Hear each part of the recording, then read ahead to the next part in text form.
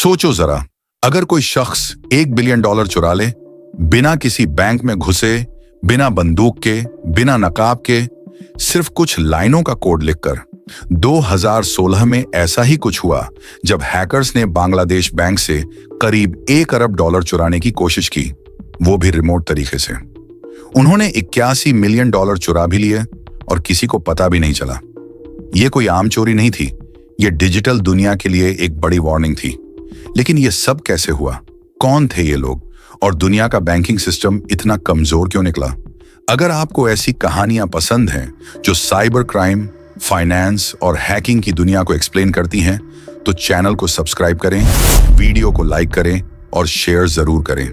आपका एक क्लिक हमें और एजुकेशनल कंटेंट बनाने में मदद देता है। बांग्लादेश बैंक मुल्क का सेंट्रल बैंक है जो पूरे देश की फाइनेंशियल स्टेबिलिटी का जिम्मेदार होता है। बैंक के पास $30 अरब से ज्यादा का रिजर्व था जो मुख्तलिफ फॉरेन अकाउंट्स में पड़ा हुआ था, और यही बना उसका सबसे बड़ा रिस्क। हालात ये थे कि बैंक का साइबर सिक्योरिटी सिस्टम पुराना और आउटडेटेड था। एक्सपर्ट्स ने कहा यह ऐसा था जैसे कोई घर हो बिना ताले के। हैकर्स को यह सब मालूम था, और सबसे जरूरी बात यह थी कि बांग्लादेश बैंक का एक USD अकाउंट था न्यूयॉर्क फेडरल रिजर्व बैंक में। वहीं से गेम शुरू हुआ। हैकर्स ने डायरेक्ट अटैक नहीं किया। पहले उन्होंने फिशिंग ईमेल्स भेजना शुरू किया बांग्लादेश बैंक के कुछ एम्प्लॉयज को। एक एम्प्लॉय ने इन्फेक्टेड फाइल डाउनलोड कर ली जिसमें मालवेयर था। उस मालवेयर के जरिए हैकर्स को रिमोट एक्सेस मिल गया बैंक के सिस्टम्स का। फिर उन्होंने महीनों तक साइलेंटली बैंक के अंदर चल रही कम्युनिकेशन को मॉनिटर किया। सबसे ज्यादा उनकी नजर थी स्विफ्ट सिस्टम पर, जिसके जरिए बैंक पैसे ट्रांसफर करते हैं।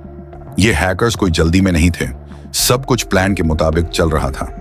स्विफ्ट सिस्टम दुनिया का सबसे सिक्योर बैंकिंग कम्युनिकेशन नेटवर्क माना जाता है, लेकिन हैकर्स ने देखा कि सिस्टम तो सिक्योर है, मगर जहां से ऑपरेट होता है, यानी बैंक के अंदर के कंप्यूटर, वो सिक्योर नहीं थे। हैकर्स ने सिस्टम में घुसकर न्यूयॉर्क फेड बैंक से फंड ट्रांसफर के लिए फेक स्विफ्ट मैसेजेस भेजने शुरू किए।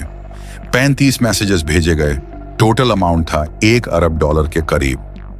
हर मैसेज बहुत केयरफुली लिखा गया ताकि किसी को शक न हो। यह प्लान था मॉडर्न हिस्ट्री का सबसे बड़ा साइबर हीस्ट।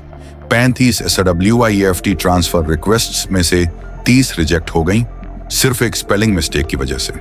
हैकर्स ने फाउंडेशन को फाउंडेशन लिख दिया था, जिससे डीचे बैंक ने रेड फ्लैग उठाया। लेकिन उस वक्त तक 5 ट्रांसफर्स अप्रूव हो चुके थे, जिनके जरिए $81 मिलियन फिलीपींस के RCBC बैंक में ट्रांसफर हो गए। वहां से पैसा लोकल कसिनोज के जरिए लाउंडर किया गया। जब तक किसी को कुछ समझ आता, पैसा जुए की दुनिया में घुस चुका था। ट्रेस करना बेहद मुश्किल हो गया। जैसे ही चोरी का पता चला, एक इंटरनेशनल इन्वेस्टिगेशन शुरू हुई। FBI, बांग्लादेश के ऑफिशियल्स, साइबर सिक्योरिटी फर्म्स जैसे FireEye और फिलीपींस गवर्नमेंट सब एक्टिव हो गए। लेकिन हैकर्स ने ऐसा जाल बुना था जिसमें फेक कंपनियां, फेक ईमेल्स और शेल अकाउंट्स शामिल थे। स्विफ्ट के ट्रेल पर काम करना मुश्किल हो गया। फिलीपीन कैसिनोस ने कोऑपरेट करने से इनकार कर दिया क्योंकि उनके यहां मनी लॉन्ड्रिंग के खिलाफ स्ट्रॉन्ग लॉज नहीं थे। इन्वेस्टिगेशन एक पॉलिटिकल और डिजिटल नाइटमेयर बन चुकी थी। इन्वेस्टिगेशन ने आखिरकार हैकर्स को ट्रेस किया एक खतरनाक हैकिंग ग्रुप से, जिसका नाम था लैजरस ग्रुप, जिसे नॉर्थ कोरिया के अंडर काम करने वाला माना जाता है। ये वही लोग हैं जो पहले सोनी पिक्चर्स और साउथ कोरिया के बैंक्स पर साइबर अटैक कर चुके हैं। USA ने नॉर्थ कोरियन हैकर पार्क जिन ह्योक को इस केस में नामजद किया। ये दुनिया का पहला बड़ा केस बना जहां एक नेशन स्टेट ने हैकिंग से पैसा कमाया। जब दुनिया से अलग थलग देश पैसे नहीं कमा सके, तो उन्होंने हैकिंग को रेवेन्यू सोर्स बना लिया। यह हैक सिर्फ टेक्नोलॉजी से नहीं हुआ, इसमें इंसानों की गलती भी बड़ी वजह बनी। बांग्लादेश बैंक के पास फायरवॉल नहीं था। स्विफ्ट टर्मिनल इंटरनेट से कनेक्टेड था। एम्प्लॉयज ने फिशिंग ईमेल को जेन्युइन समझ लिया। कंफर्मेशन प्रिंटर तक बंद था वीकेंड पर। इस वजह से अलर्ट लेट मिला। यह सब दिखाता है कि साइबर अटैक्स में टेक्नोलॉजी से ज्यादा जरूरी होता है ह्यूमन अवेयरनेस और ट्रेनिंग। अगर एक एम्प्लॉय अलर्ट होता तो ये $1 बिलियन की चोरी शायद रुक जाती। ये चोरी सिर्फ पैसे का नुकसान नहीं थी, ये दुनिया के फाइनेंशियल सिस्टम के ट्रस्ट को हिला देने वाली बात थी। अगर एक सेंट्रल बैंक सेफ नहीं है, तो बाकी बैंक किस लेवल पर सिक्योर होंगे? इस अटैक के बाद SWIFT ने नए सिक्योरिटी फ्रेमवर्क्स लॉन्च किए। दुनिया भर के बैंक्स ने अपनी साइबर सिक्योरिटी को इंप्रूव करना शुरू किया। बांग्लादेश बैंक ने आरसीबीसी बैंक पर केस भी फाइल किया पैसा वापस लाने के लिए। लेकिन ये सब सबूत थे कि सिस्टम में कितनी खामियां हैं। बांग्लादेश बैंक हैक ने यह बात क्लियर कर दी, साइबर सिक्योरिटी अब ऑप्शनल नहीं, जरूरी है। अब हर फाइनेंशियल इंस्टीट्यूशन को MFA, employ training, secure networks और रेगुलर ऑडिट्स की जरूरत है। एक छोटी सी गलती जैसे फिशिंग ईमेल पर क्लिक $1 बिलियन का नुकसान बना सकती है।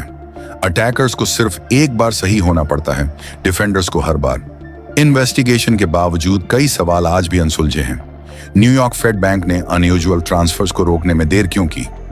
आरसीबीसी बैंक ने सस्पिशियस अकाउंट्स को फ्रीज क्यों नहीं किया? और कसिनोज के जरिए पैसा लॉन्डर करने वालों पर एक्शन क्यों नहीं लिया गया? ये सब दिखाता है कि हैकर्स ने सिर्फ डिजिटल सिस्टम नहीं, बल्कि लीगल और ब्यूरोक्रेटिक लूपहोल्स का भी फायदा उठाया। बांग्लादेश बैंक हैक सिर्फ एक चोरी नहीं थी, ये एक वार्निंग थी। जब पैसा डिजिटल हो जाए और बॉर्डर्स सिर्फ मैप्स तक सीमित रह जाएं, तो चोरी का तरीका भी बदल जाता है। आज बैंक वॉल्ट्स की जगह फायरवॉल्स होते हैं और चोरों के हाथ में कीबोर्ड होता है। ये हीस्ट खत्म हुआ, लेकिन साइबर वॉर अभी भी जारी है। अगले अटैक्स और भी खतरनाक हो सकते हैं। आपका बेस्ट डिफेंस, अवेयरनेस और एजुकेशन। अगर आपको ये डॉक्यूमेंट्री पसंद आई तो लाइक करें, सब्सक्राइब जरूर करें और शेयर करें अपने दोस्तों के साथ, ताकि हम और भी ऐसी एजुकेशनल कहानियां ला सकें। सेफ रहिए, स्मार्ट रहिए और सिक्योर रहिए।